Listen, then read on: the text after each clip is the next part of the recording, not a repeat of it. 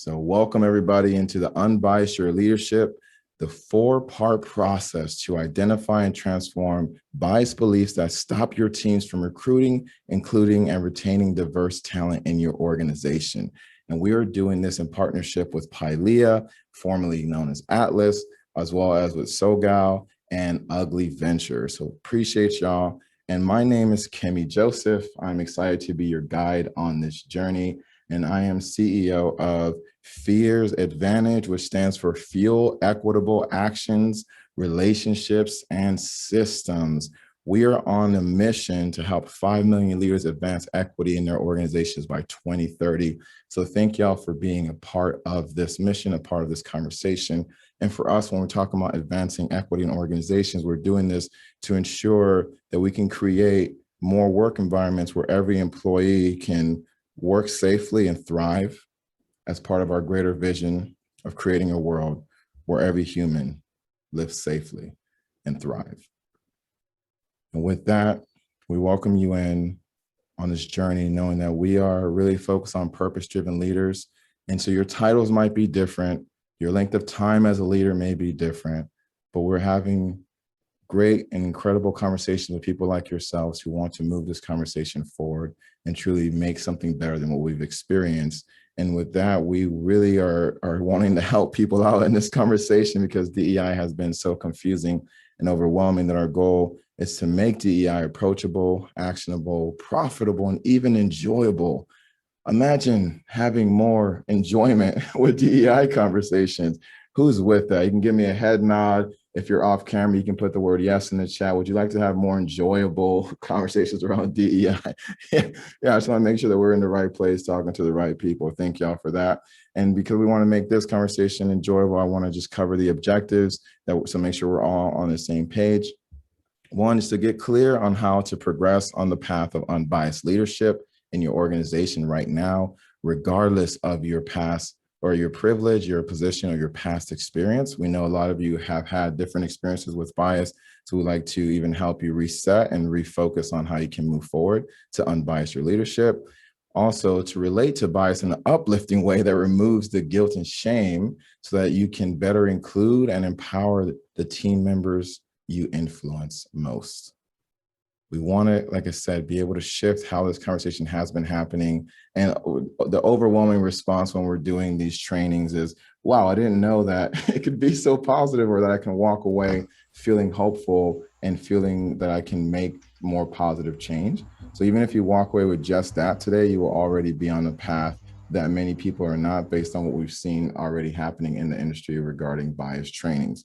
So the last part here is you can learn about our 4 building blocks of bias, which is a straightforward methodology to identify and deconstruct, as well as rewrite the thought patterns so you can modify potentially harmful behaviors. We really focus on action-oriented trainings and methodologies to help people take action. Right now, especially with implicit bias, there's a lot of talk. We actually want to help you to take the kind of action that will allow you to positively impact people as soon as you leave this training even. So that's our focus, even in this free training. And we'll be able to share with you how we're helping teams do this, as well as how we're how we're coaching people through this process in longer format types of commitments. With that being said, I would say thank you for not running away. You didn't have to show up in this training. You didn't have to be here. But I love this quote that says, the degree to which a person can grow is directly proportional to the amount of truth you can accept about yourself without running away. Right now, DEI is showing us, or the world is showing us, the injustices are showing us a lot about our country, about our world, and about ourselves, and how we decide to move forward in this makes a big difference. And we're seeing that, especially with COVID and again, the global injustices we're experiencing, we know there's more fear in the world, not less. So for us, even being intentional by taking the word fears and using it to fuel equitable actions, relationships, and systems, we're even wanting to flip the things that are dividing us in order to bring us closer together. So what we're going to focus on the fuel piece of this, and what we've learned, especially as you're running an organization, is that your leadership is either fueling fires or forward progress. No ifs, ands, or buts about it. Regardless of what position you have, when you show up as a leader, you're either fueling forward progress or you're fueling fires. When you're fueling fires, you're going to have nonstop problems. When you're fueling forward progress, you can actually get to a place where you have nonstop profits, nonstop progress. Which one would you rather have? Just here at the top, fires or forward progress? Most people will say they want forward progress. We're like, fantastic. So we'll start asking questions like, what is your vision of DEI in your organization? And it starts to get incredible when people will say, man, we have more inclusive teams, we have more diversity on our teams, and people can work together, that we can thrive in a way that we haven't before, that we can reach new goals, we can be innovative. And there's tons of more that we can talk about what people start to say when they want to envision DEI. Usually they're either confused about it or they're casting a vision that's amazing and sometimes even unattainable. But either way, when we start to break down their vision and start to make it into actionable steps, they start to really embody what we call a culture of equity. And a culture of equity in your organization is really a different process of how we've been building culture all together. And I will tell you right here at the top that your company culture is either happening by default or by design. And company cultures that have been happening by default are generally those that are ones of inequity. So to do it by design means that we have to be more intentional. And the beauty of this process is that when we start to be more intentional, we see that race, which has been such a polarizing conversation, is just one piece of a bigger puzzle, one piece of the intersectionality conversation that we're having constantly. So we go to race and we start adding ethnicity, then we're talking about mental and physical ability, gender expression, age, sex, sexual orientation, and then gender as a whole and gender norms.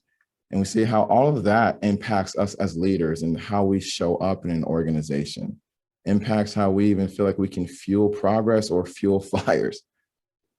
And what's interesting, then we start to add other social factors, then we add career factors, and we have life experience factors, including the trauma and harm that we've experienced. So for us, this was the simplest way we could even attempt to put intersectionality on one page that says each one of us has these various layers showing up, and we're bringing this into the workplace. And then when we're talking with others and relating to others, it feels like this spinning wheel is constantly happening for us. And when we are really building an organization that is honoring people in their various ways and levels of diversity, this is when we start to create a culture of equity, which for us is a systematic effort to advance people of all diversities in your organization. What an epic vision people start to cast with us, and we even help them with strategic planning to get there. And the beautiful thing here is that as we're having this conversation of where they want to go, we're also asking them this question, which is what gets in the way? We find that many leaders want this. When we ask this, what gets in the way, you can feel free to put in the chat, what gets in your way of moving DEI forward, creating a culture of equity, what gets in your way? And people will often start talking about the elephant in the room. We say, okay, we can talk about the elephant in the room, but what if we talk about the bomb in the room instead? And saying that most of us are concerned that something's going to blow up in our face. And we don't necessarily see the connection between our bias and how we are fueling problems in our organization. So let us help you connect those dots.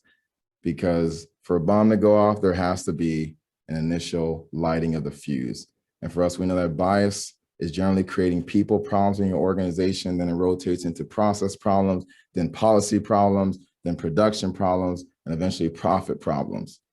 With people problems, folks are coming to us and saying, we don't have enough diversity in our team. And then they're starting to go towards recruitment and they're seeing, okay, we don't even have relationships with diverse communities. So how could we ever recruit them? And do we have enough trust and safety in our organizations for people to feel comfortable with us bringing in more diverse people? Generally, those things are conflicting. So then they can't even bring diverse folks into their organization. Then we have processes that are exclusive, processes that are inequitable, that are leaving people behind, and folks don't feel like they can even trust the organizations. Then we get into the policies. And either the policies are inequitable themselves, they're unfair, or the reinforcement or enforcement of those policies is not fair. So people will say, we don't have accountability. So if I don't trust the policies, how can I trust the company? Then we get into production issues where people say, hey, all I see at the top are people who don't look like me. So this means this is a dead-end job. Why should I give my all to this company if I'm never going to get to that top leadership? So then the production or the performance drops. And then we're starting to see profit problems. And this is where many people call us saying, we have lost out on some opportunities because we don't have a diversity on our visual diversity on our website, visual diversity on our team. Or we're having people legitimately struggle with now that they're losing opportunities or perceiving that they're not going to get a job because they're hiring for diversity or somebody's hiring for diversity. So we're seeing lots of conflicts happen around our biases that impact these 5 areas: people, process, policies, production, and profit. So for us, the goal here is to be able to help us unbias our leadership and put out these fires. Because if we're not doing that, then trying to build a culture of equity is almost impossible, because we're going to continue to struggle and continue caught in this conflict cycle. And when we talk about bias, there's so many different ways to talk about it. I like to always share about myself in order to make sure that you know that I'm in this journey with you. And I'll just start with the situation that happened to me this morning, and that will carry us through the training today. And so I would describe myself as a workaholic. I'm always thinking about these terms, this work. I'm always trying to think through better ways to do my job and better ways to communicate. And generally in the mornings, I try to have a routine where I can have a calm morning. But this morning I made the mistake of checking my email in bed. And I don't know if anybody else does that, but I'm trying to break that habit for sure. And so I'm checking my email on my phone as I'm looking through. Luckily, the first email I saw is from one of my employees. And I don't know if you have that employee or that team member that when you see their emails, you're like, I'm so glad you're on my team. Thanks for having my back. Thanks for moving things forward. So that was at least good news to start my day. But just like right below that, like 2 emails down, I saw that email from the lightest way I can probably describe this person is that jerk that you have to work with, that it's like, just because you emailed me, I know my day is going to be longer, right? Like that kind of person. And for me, this person, I struggle with them because I send them emails and I don't hear back for a few days. But then when they send me an email, it's supposed to be like, I got to answer it right away. That does not feel equitable in our conversations, equitable in our relationships, not equitable in our communication. So I'm already dealing with that in my mind, and the wheels are spinning. At the same time, I receive a text from one of my mentors. It's like, okay, I'm glad to have good people in the world who can show up for me and really help me go forward in my life, who are like 10 steps ahead and guide me in my journey. So that message from them was like, it reminded me how I can slow down, how I can breathe, and I can show up in the way that I truly want to show up in the world. That was my morning as I'm getting ready to this. So I'm seeing my biases kind of ping pong back and forth.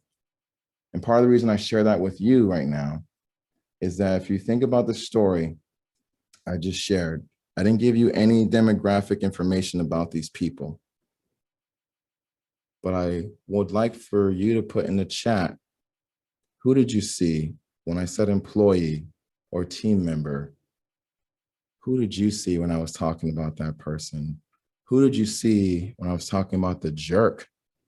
Who did you see as the jerk who emails you, the person who makes your day longer? Who'd you see as my mentor? Go ahead and put in the chat any kind of demographic information for the employee, the jerk, or the mentor. Who did you see? The employee, the jerk, or the mentor? I'm always interested to see what comes to mind for people, especially looking at their own, within their own organizations. And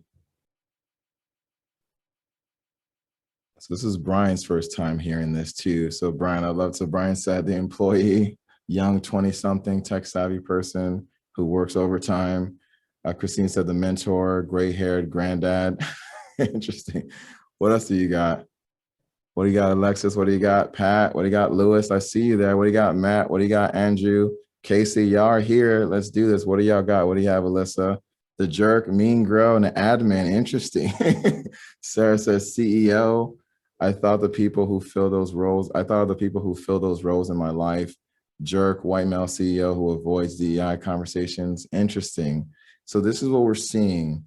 And I'm seeing some head nods. I'd love to jerk. Matt said, suited white male with flashy hair.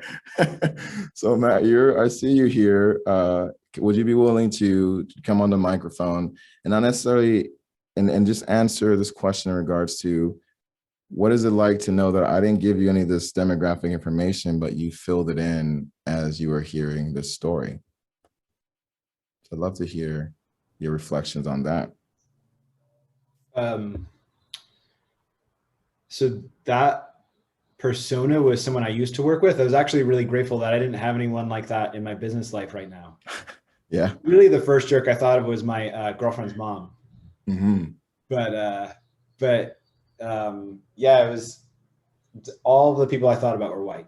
I mean, to be like fully honest about that. And so I thought about that, and I definitely am with everyone that like the age range kind of went in the same flow as everyone. Of the employee was like a young person, the jerk was sort of middle aged, my age, and then the mentor was an older person.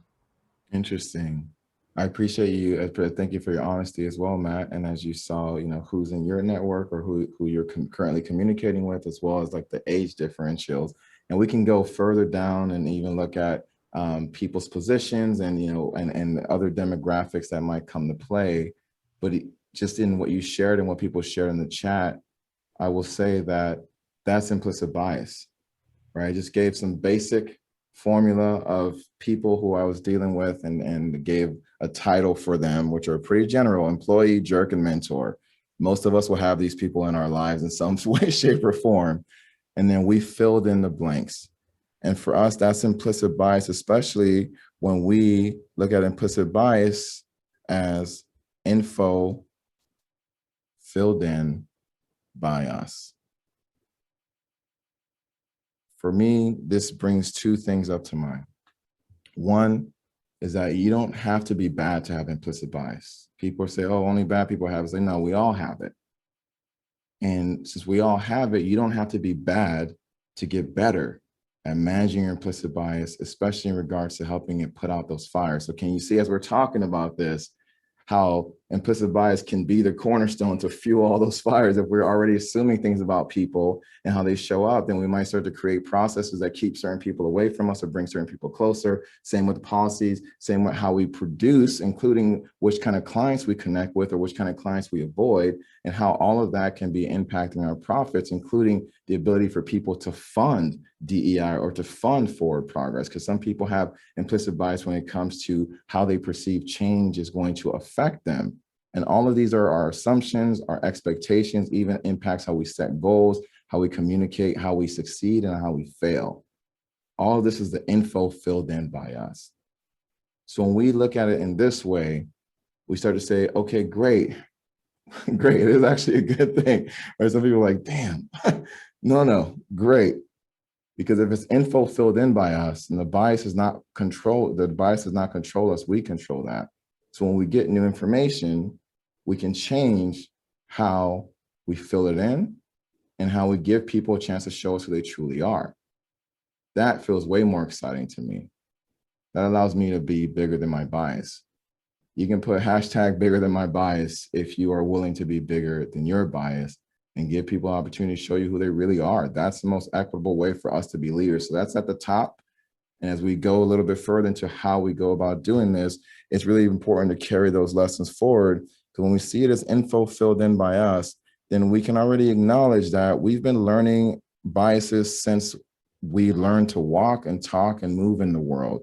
And we know media perpetuates those biases. And it really feels like this in my mind, that we're being imprinted on. So it's difficult for us to even see the world without a bias.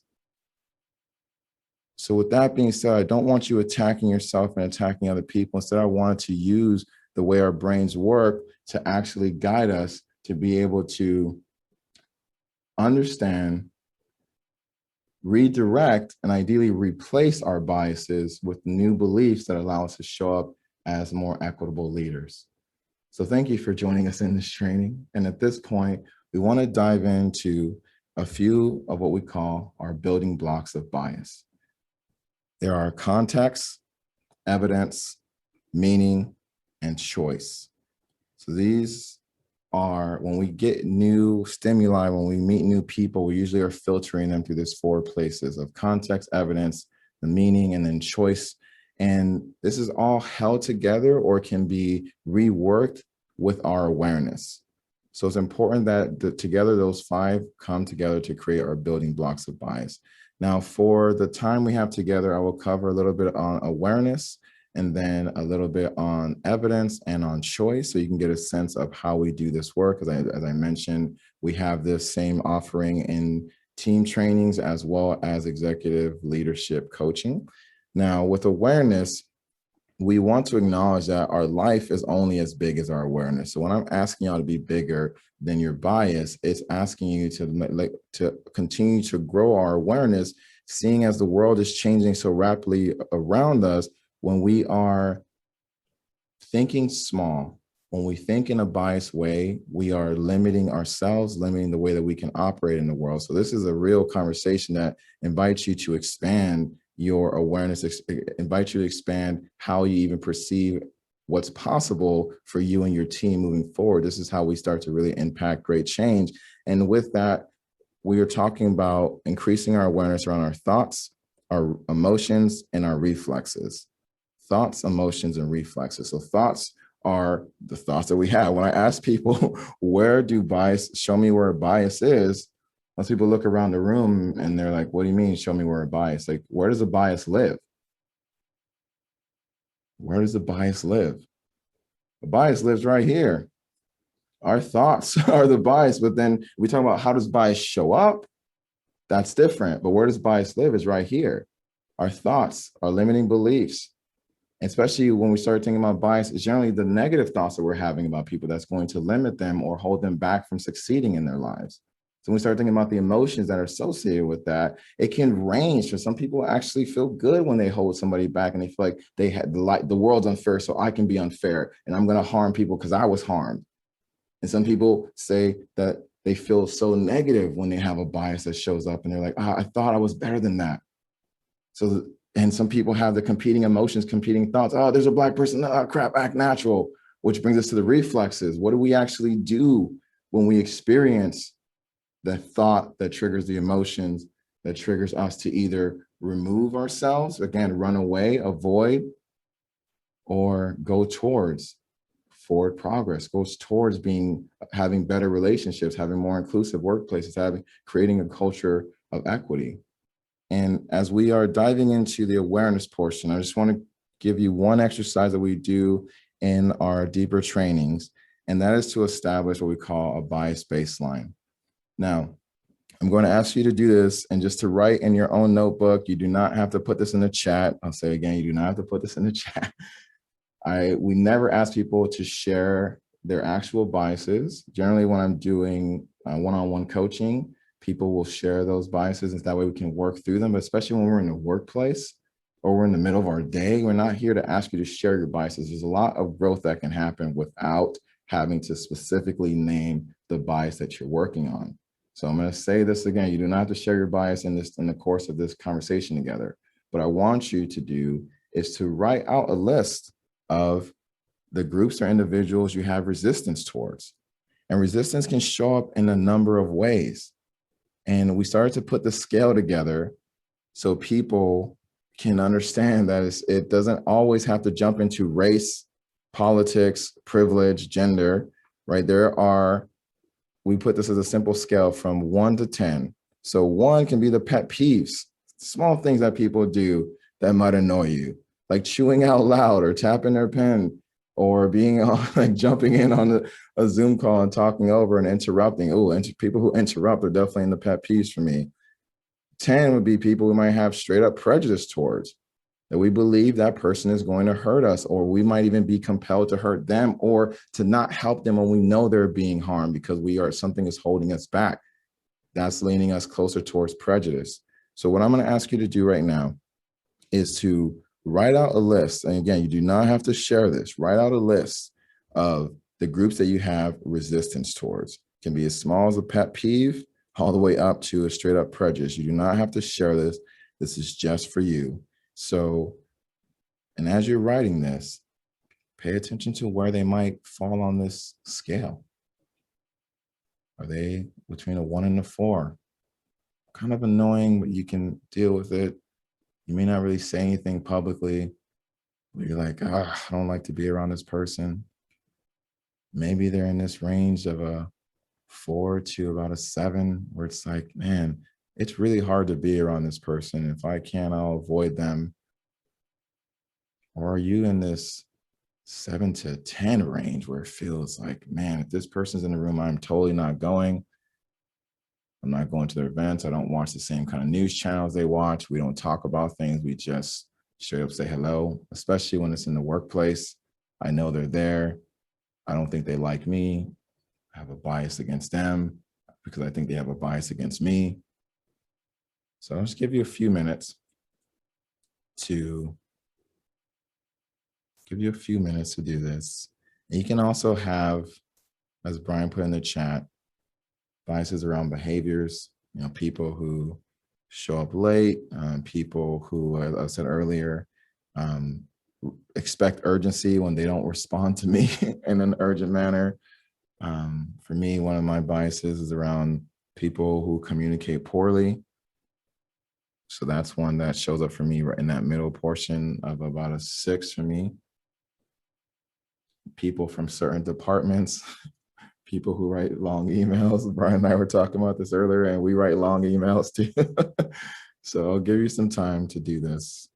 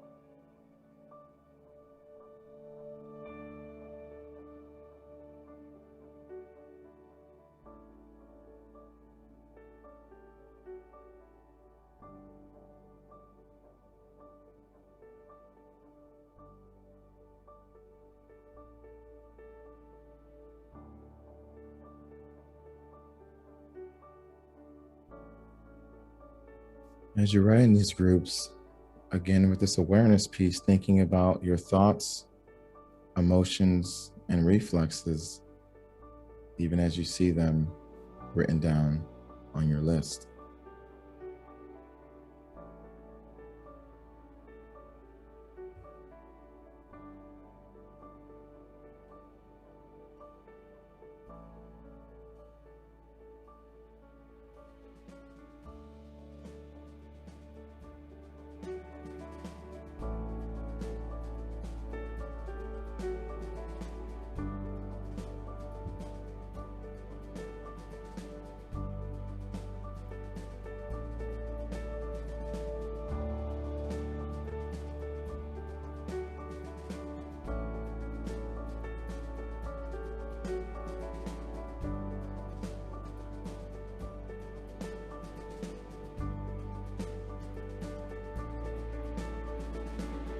So I'll bring your attention back here. And again, we won't ask you to share your bias, but I'd love to hear from anyone who would like to share what are some of the thoughts, emotions, and reflexes that you are experiencing as you look at your list. Again, you do not have to share what's on your list, just the thoughts, emotions, and reflexes that you are experiencing. Let's see, can we have one volunteer who would be willing to share? Oh, go for it. Who's that? So it's Pat. Okay, Pat, go for it. So I'm going to be real honest. It just brings up anger. Brings up anger. Mm-hmm. Absolutely. I appreciate that honesty, Pat. Anybody else feeling that when you look at some people on your list, just straight up bringing anger? And no, it's just this is us just thinking about them. They're not here with you right now. That shuts me down because I have to defend myself. Mm, Frankly, even if I'm defending myself against my own bias that's inappropriate, mm, right? And I need to look at that.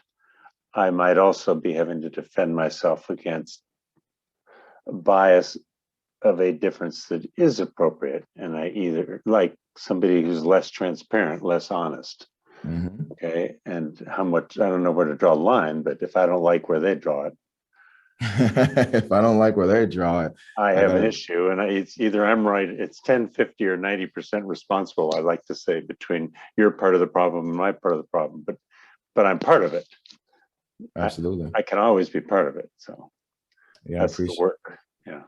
Thank you for that, Lewis. Is that and the ability that you're saying to that pointing out that we defend it. And it's interesting too, as we start to get angry, just at looking at our list, right? We just wrote this list of folks, we start to get angry, we start to feel like we have to defend ourselves. And when we defend our biases, we get to keep them. If we call biases limiting beliefs, when we defend our limiting beliefs, we get to keep them. When we defend our problems, we get to keep them. I don't know about you all, but that's what gets me mad is I don't want to keep those problems. I don't want to keep those biases. I don't want to keep those feelings inside of me. And I love Lewis was saying that, it thinks about 10, 50. It's like, what if we took 100% responsibility for how we show up and our thoughts, our emotions, our reflexes? That's a whole different conversation. This is what we get into when we get into coaching, because that's a whole deeper level. So I appreciate both you, Pat, and both you, Lewis, for being able to share those. And people are nodding and people are putting in the chat there. And I see, is it Dana has your hand up? Go for it, Dana. Yes, I was just going to say that for me, thinking about those thoughts and emotions and reflexes, there was some just a feeling like a lot of my bias is based upon my assumptions about their motives Mm. for why they do the things that they do, not necessarily, and what I assume are their motives. So yeah. So yeah. And thank you, Dana. He says so yeah, I'm gonna see them when I get out of this training. I'm still gonna assume that. So yeah. So thank you, Dana. I appreciate it. And you taking ownership of it's this, my bias is the assumption of why they're doing what they're doing. And if our thoughts and our bias lives here, where does their thoughts and their biases live? It's also in their own mind. So we're assuming this. And I appreciate y'all really taking ownership in these different ways. And this is generally where most implicit bias classes say, all right, goodbye, everybody. Good luck with your biases. We'll see you next time. I'm like, no. That feels like that's only the start. And again, not every bias is created equal. So this is also part of it for us. There was some research out of Harvard that when they looked at projecting which biases as a society would reach neutrality sooner. And they were saying that LGBTQ bias or sexuality bias against or around sexuality can predictively can increase around 9 years, get to neutrality. Whereas race and skin color and even age, these things can take over 150 years. So not every bias is created equal. Why would you then approach every bias the same way? That doesn't make sense to me. So this is part of the reason we're asking you to look at this and say, where do I want to focus? I'm going to encourage you to focus in that middle zone, right? Whereas maybe somebody in the 5s to the 7s, we put that as the practice zone. People who are frustrating enough, for we know it's a bias for sure. We absolutely know it is. So for me, it's people who communicate poorly. I've really had to heal from a lot of harm from poor communication and misunderstandings in my life. So people who bring more of that, or I perceive are bringing more of that, I have a bias towards them for sure. And this is also, I want you to, when you're picking for the rest of this conversation here, I want you to pick somebody who, or a group that may be in this practice zone, or if you were to rate all of them on a scale of 1 to 10, find somebody who's in this kind of 4 to 6 range here.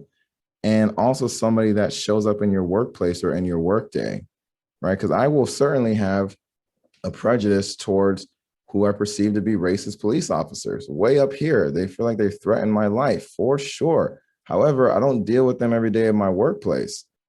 And I haven't actually run across a cop who have had that direct kind of interaction with.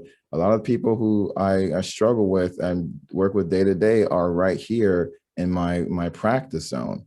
So scale back and also pay attention to how it feels when you focus on people who you would rate as closer to a pet peeve instead of a prejudice. These are the people we've been practicing being nice around. And so now, what if we can shift from practicing and playing that we're nice to actually creating new beliefs that would actually help us to see that person differently? This is what we were focusing on here. So with that being said, that just is a high level of what we do in the awareness portion to really get a deeper sense of, let's not approach every bias the same way. And I want you, as we're closing out this section, to pick one group that you want to practice on for the next 20 minutes or so that we have together. And when I say practice on, again, you do not have to share the group. All you have to do is put in the chat ready when you have chosen one of your groups that you want to work with. Again, a group that will be in that zone here, in that 5 and that kind of 4 to 6 range. Just put the word ready in the chat when you have one group that you can focus on. For me, again, it is especially for me, new clients or clients who practice poor communication, because I feel like it starts to impact a lot of my life and really trying to serve them highly. And then I can also see that person's a gateway to us either helping or not helping their organization. So those things, it just feels a lot more pressure. So that's the group that I picked to work with right now. And great, I'm glad that people are ready to keep on going forward as you pick that one group. Now, as we go forward in this process, we will also dive into a little bit of the evidence. There's a lot we can talk about with evidence, but I want us to do this process here. Again, you do not have to share what you write, but I want to challenge you to write a few I believe statements. So these I believe statements are, what do you believe about this person? What do you believe about, again, you picked one group or one individual that from your list before, you pick one group. And I want to challenge you to write some I believe statements. So, back to the poor communication, I believe this person's avoiding me. I believe this person's ignoring me. I believe this person doesn't care about the work that we're doing. These are I believe statements that I will be rattling off in my mind when I'm thinking about that group, which is probably what made some of y'all really angry.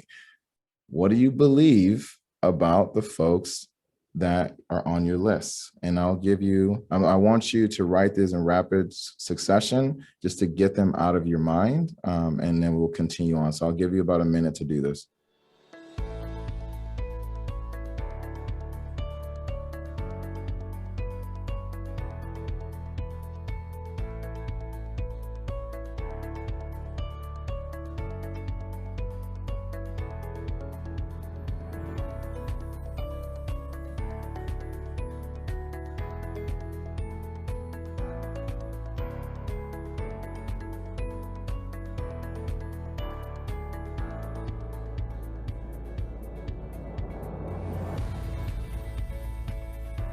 So again, you're only getting 1 minute to do this. I have about 20 seconds left.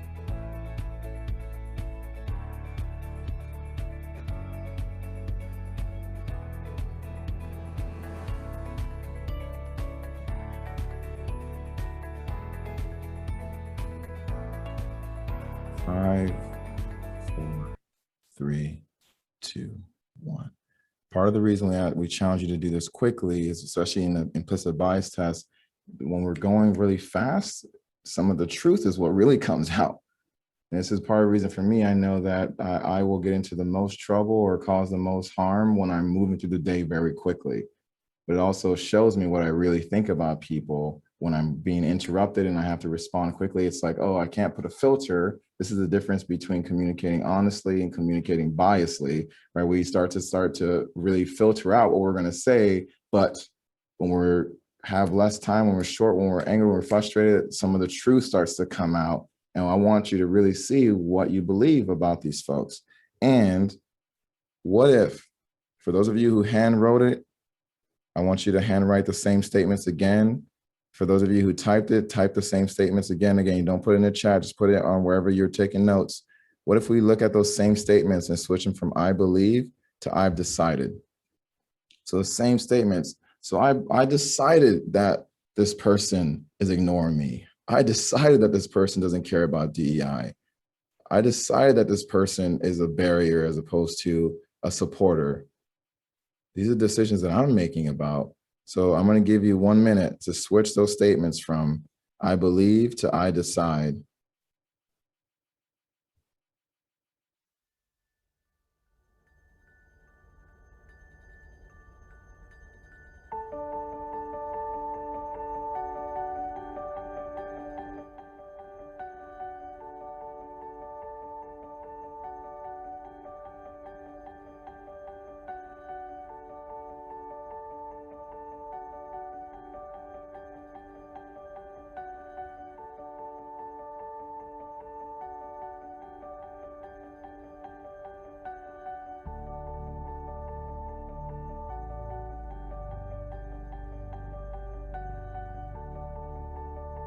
I have 20 seconds left.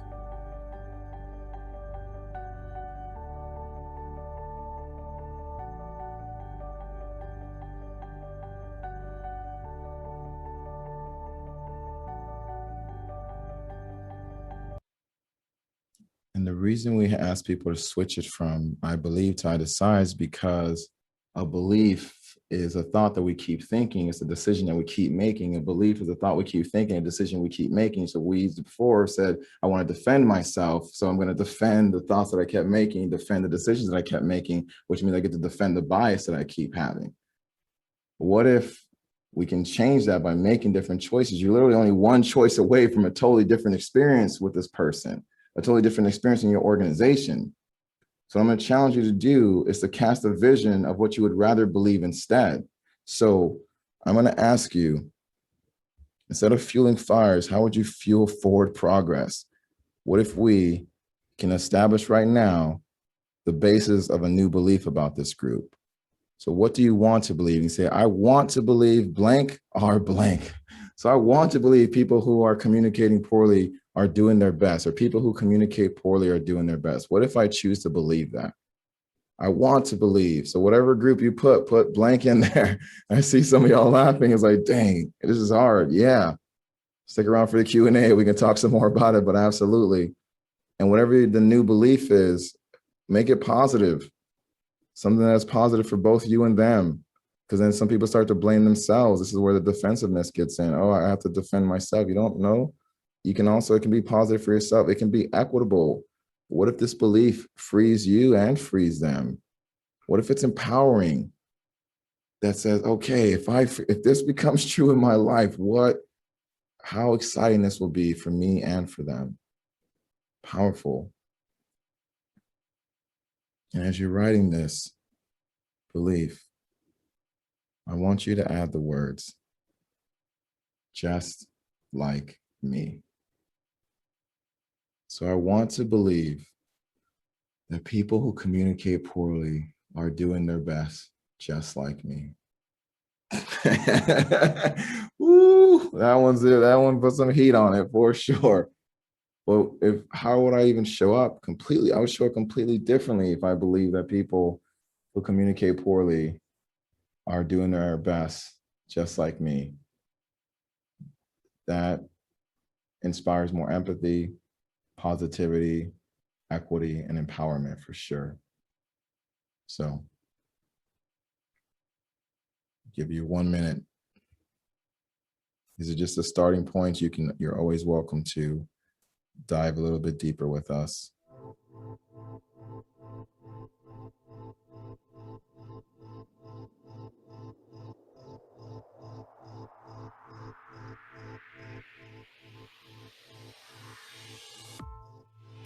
And it's interesting if we say, when people talk about recruitment, they're always saying we can't find diverse talent, or we're struggling to recruit for top talent and diversity. How about if I say I want to believe that diverse people are talented? What if we shift that? I want to believe that my employees have high standards instead of I want to believe my employees who are asking me for change have high standards instead of entitlement, right? Because we keep hearing that over and over again. I want to believe that my leaders are trying their best just like me. What if we switch this around? How powerful this could be when we're working as a team and letting our team be bigger than our biases. So for those of you who are available for the Q&A, we will discuss some more of that during the Q&A time. I want to be able to wrap us up in the next 10 minutes to make sure those who are only going to stay for the hour can get the full content, and then we'll transition into Q&A to do a deeper dive of this. So now people are already thinking about, Kemi, I can see this, I can write this down. So how do I take action, right? That's the thing that people come to us first, and we're saying, if I can give you action, and if it's not true action, if it's not true inclusion, you're literally going to still be fueling fire. So we go through this process of really helping people to shift their beliefs and their actual biases to then do actions that are better, that create a better result. And with that being said, when we close up this evidence portion and we start to shift into the choices that we make, I love this quote from Arthur Chan. It says, diversity is a fact, equity is a choice, inclusion is an action, belonging is an outcome. On the other side of our bias is belonging, that people have the ability to belong in our organizations. So you're already getting a sense here that we believe that having bias is not your fault, but what you do with it is absolutely your responsibility. And we would say it's your ability to respond. Your ability to respond. So when you have bias come up, when you feel the anger, when you feel the resentment, when you feel the defensiveness, you have the ability to respond differently. And what's interesting here is when we break down choice, we generally are helping people to prepare by building choice, trust, but also to repair. So when bias happens, and generally if we're called out, it's because we've caused some kind of harm. Now people will say, that's not my intention. It wasn't my intention. So yeah, own your impact. We're talking specifically impact, because impact can be positive, by the way, right? When we have a positive impact, we're like, oh, great, like I'm such a great leader. Dang, I'm so intuitive. So why does bias get labeled positive? Why does impact only get labeled negative? Negative impact is essentially harm. So if we separate those two, let's just call it the harm that we're causing. And some people are like, oh yeah, people are really sensitive. It's like, oh, that's fine for you to have that bias. I'm saying I want to reduce the harm that I'm causing. I want to put out the fires, any ones that I have the ability to put out. So if we look at harm here as the physical, emotional, intellectual, and our psychological damage that we cause with our bias, or with the inequities that are persisting because of our bias, now we are doing something. And this is what we're going to look at repairing. So with repairing, we want to be able to offer you one tool here. It's called the Repair Statement Framework. I apologize for blank. Thank you for blank. I commit to blank by blank. Are you open to blank by blank? Now, there's a lot of blanks in here. This is for you to fill in, right? So you can go ahead and take a screenshot of this. This is for you to fill in. So one, we talk about apologizing. Apologize for the specific harm that was caused. Some people say, how do I know if a harm was caused? Well, generally somebody will tell you if you're being called out, or if you perceive that you've done harm, it's worth checking in. And we're giving you a framework for this. And I want you to be thinking, what would inspire me to use this kind of framework to actually apologize? There's some people in my life I've never heard apologize for anything. And say, all right, they're going to have a hard time with this. But then I apologize for, and then the harm that I caused, and then thank you for, I'm going to thank them for a specific behavior or a specific way of being. And I'll give you some examples of this in a moment. I commit to a specific repair, like a specific way of repairing this relationship by doing a specific behavior. And if I'm going to make a request to them, I will ask, are they open to doing this request? And then give them the behavior I'd be looking for to know that they're doing the request. So at least we can have something to talk about. Here are a couple of examples. There's often times where I will pronounce people's names wrong in training. So it might sound like, I apologize for mispronouncing your name.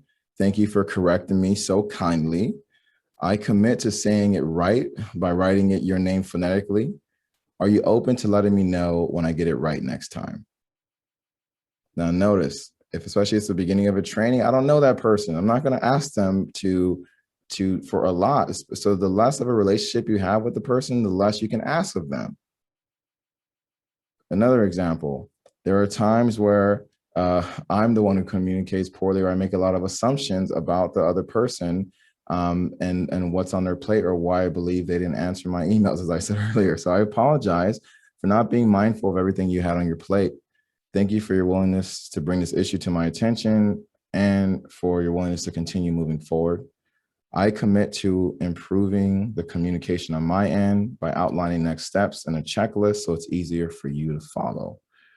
Are you open to making this process smoother by confirming receipt of the checklist and replying with any questions or concerns before our next meeting? Ooh, see how tactical that is? Holy moly, trying to clean some things up. All right, and last one here, last example. I apologize for offending you by making assumptions. Thank you for calling me out respectfully and giving me the opportunity to fix this. I commit to checking in with you by asking clarifying questions instead of assuming what you're thinking. Are you open to improving our communication by letting me know what else I can do to make this right? Now, some of you are thinking about this and saying, wow, this is a lot.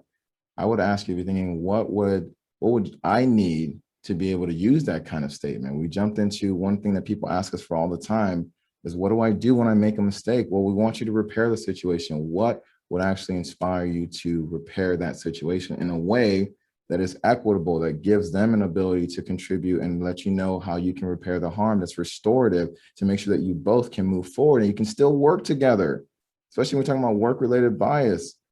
You're still going to be working together. How do we move forward in this way that allows them to let you know how you can repair the harm? That's what the statement is. And for those of you who stick around for the Q&A, we can talk about this a little bit more. And again, that's choice, which would be the fourth of the building blocks. So we would still need to explore more context, evidence, meaning that gives people the ability to make that statement more meaningful so they can take a choice and make a different choice, because people will look at your choices more than your words. And it started with our awareness.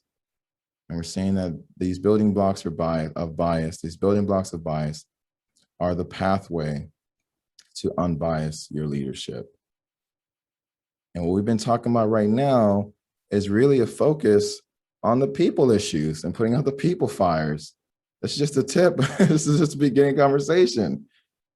We would have to use the same type of process, the same type of framework to unbias our processes, to unbias our policies, and really make sure that our policies are equitable and give people an opportunity to thrive in our organization, that people can, instead of being burnt out and constantly overwhelmed or scared of losing their job, that we can produce in a way that satisfies our customers and satisfies our team. And that way we can also put out these profit fires and also see people see how when they invest in DEI, they're investing in their team, they're investing in cultural equity. That's how we do this.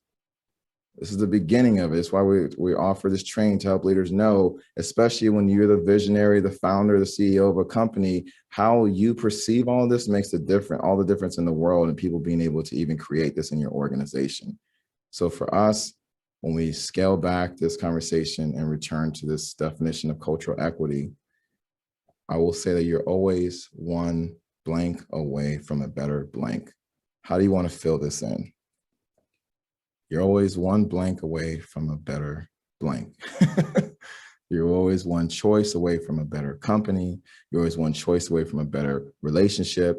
You're always one training away from a better skill set. You're always one coach away from better execution, better leadership. So with that, when people come to a training like this, they're often asking, Cami, can you come and help us do this in our organization? We're like, absolutely. And we're helping organizations like you every single day. We have individual leadership offerings of this content that I just shared with you to help you literally put out the fires that you are in control of and unbias your leadership. And then we also have trainings available for a whole team. Imagine if your whole team received this kind of content and even change the way that we talk and what we see, how we collaborate, how we succeed together. That's what we're here to offer you. So simply, you can follow up with us by scheduling what's called a needs discovery call. It's a simple call that we can discover your needs and figure out if it's a good fit. You know, one of the best things in the world is for us to practice equity by letting you know that we are going to give you the tools that you need. It's not equality. Not everybody, you don't get all the same tools. It's equity. You get the tools that you need to make sure that you and your team can succeed. So you can go ahead and use that link below to schedule a call. And I will share with this for those who are on the fence, like, I don't think my leadership is good enough. Well, nothing in your life will change for the better until you do. So whether or not you work with us, please make sure you're using a framework to approach your bias methodically in a way that moves you forward and helps you micro progress.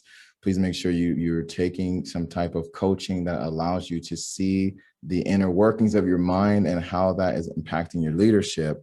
We had one person who literally wanted to fire their whole team and the bias against their team not working hard enough. And we helped them to see that if we switch the way they think, literally the bias and how their team is showing up, then we help them get the best out of their team. And then which helped to shift over the processes they're operating, the policies and changing so people can actually produce better. This team, that this one example, they were able to get the 2 highest grossing months they have ever had over the course of 3 years of their organization.